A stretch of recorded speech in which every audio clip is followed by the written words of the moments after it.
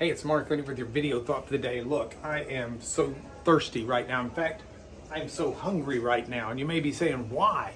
Well, I've actually had a pretty good bit to drink and a pretty good bit to eat so far today. But, I don't know. Kind of reminds me a little bit about a song that I used to sing when I was too young to even know what it was about. I was 5 years old when this song was playing on the radio, and it had such a great hook. It had a good phrase that was memorable. It had an iconic guitar riff, and it had a decent melody, and the phraseology was pretty cool. And so I'm just walking around the house like a 5-year-old. I still remember it to this day, walking around singing that Rolling Stones hit from 1965, I Can't Get No Satisfaction. Now, Mick was a little bit older than me when he wrote that. I was 5, and he was experiencing an issue in his life he expressed through song.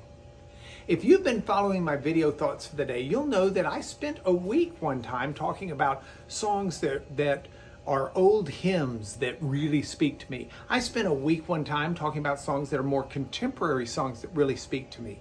I thought this week I'd talk about songs that aren't ones that affirm something positive in my life, but rather speak to or exemplify a problem in this world to which I believe our faith in God has the answer.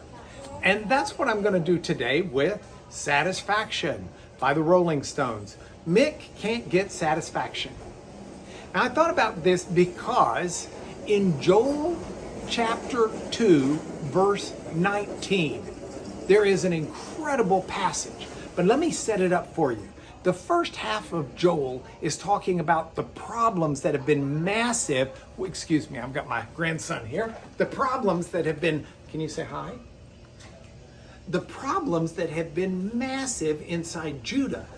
There's a problem with the country because locusts have just devoured the crops and everything else, and people are going hungry, and the cattle and the livestock have nothing to eat. It's really caused devastation on a cataclysmic biblical scale. And that's the first half, is God's pronouncement of judgment. But the second half of Joel is God's promise of restoration. And that's where it pivots, is at verses 18 and 19. So what Joel says in verse 19 is God's not just going to supply grain and corn and oil, but that he's going to give satisfaction. And that's an amazing concept. I know a lot of people who have a lot of things, but they're not satisfied.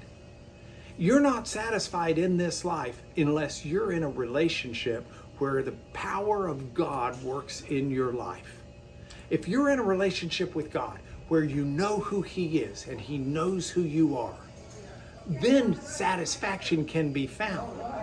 Without it, you'll look for lots of things, and you can own lots of things, and you can buy all of the sodas and waters and all of the Frito-Lays you want, but you'll never find satisfaction. You'll just want more.